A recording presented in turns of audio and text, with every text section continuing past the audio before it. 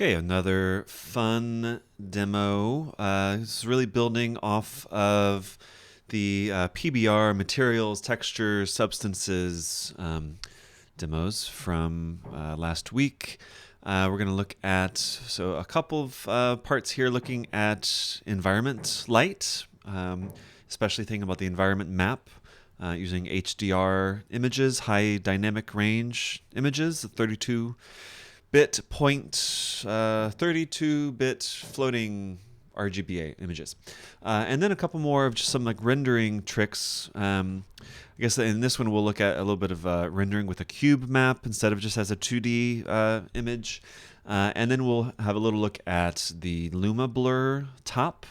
And in this last one, Luma Blur plus a depth top to get a kind of sense of depth, and then apply blurring based on that. So let's look at the first one here. We've got just the sphere that's rotating. Let me get the background away here just a moment so we can focus on the sphere. And also maybe let's just let this chill for a second. We don't need that to rotate right now. Okay, so just a sphere. I've got just a paper substance here on my PBR, and I kind of dialed this in, something like that. You could play with all those settings. The point we really care about is up here, environment, environment light. I think right now my render, because my render is just looking at environment 1. I don't have any other lights right now, and it's really simple. All it expects is an environment map. Previously what we did, we just made like a constant top, just like a white constant, and plop that in just so it had something. But environment map is really expecting and wanting something like this. So this is a 32-bit float image, so that's very, very important.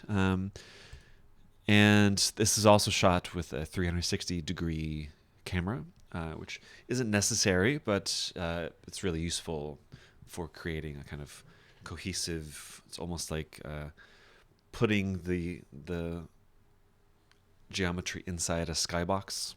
It's kind of a virtual skybox in a way, like just for the lighting. Because this is really where the important stuff is. So let's look a little bit of what that's doing.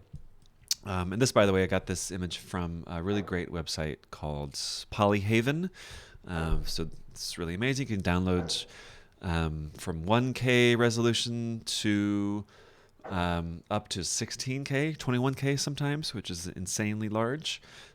So this one is just fine. This can be used with the free version of Touch. So what we care about with the 32-bit float, if I get pixel values here, and I'll just zoom in somewhere. Kind of nice if we could zoom in kind of where the white is. So, to my eye, I could tell the kind of bluish and slightly yellowish things, but, it's pretty much white, right? A normal 8-bit fixed image is restricted to just 256 steps from the darkest dark to the lightest light, right? Even though here we would see like RGB being represented still 0 to 1. Right now this is 32-bit, so there are 4.3 or so billion steps between the darkest dark and the brightest bright. And even within something that looks like completely white to us, we can see there's a lot of detail reflected in this RGB values down here. There's a lot of difference, and even if I try to go someplace so this is a pretty dark area, and it's still like lots of information in there actually that's saved.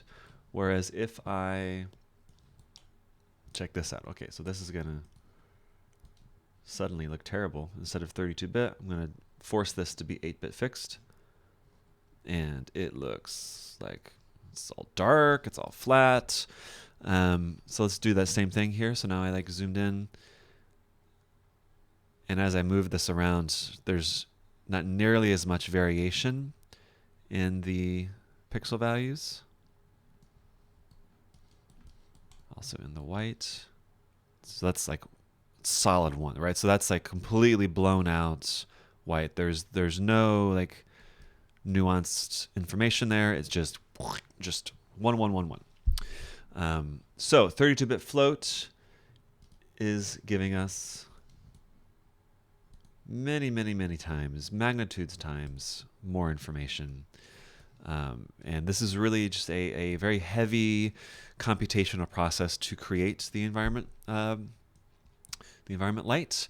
So all that data really matters.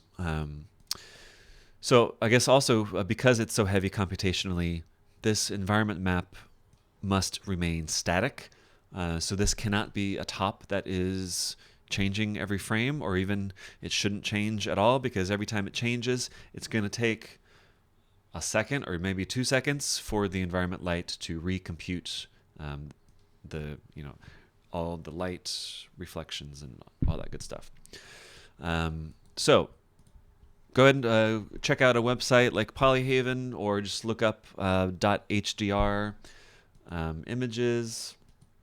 If we look here, so we've got like tons of these .hdr. So all of these I have are actually 4K. So fun time, grab it and start experimenting with it, and you can very quickly get some very cool effects like this. For the background, this is really, it's a little just extra whatever. It's nothing special. I'm grabbing that same map image, doing a little transform, so it's like scrolling with an LFO here, and I'm not sure why. So fitting it into this 1280. And just doing some other like blurring and cropping, leveling, just whatever. Okay, cool.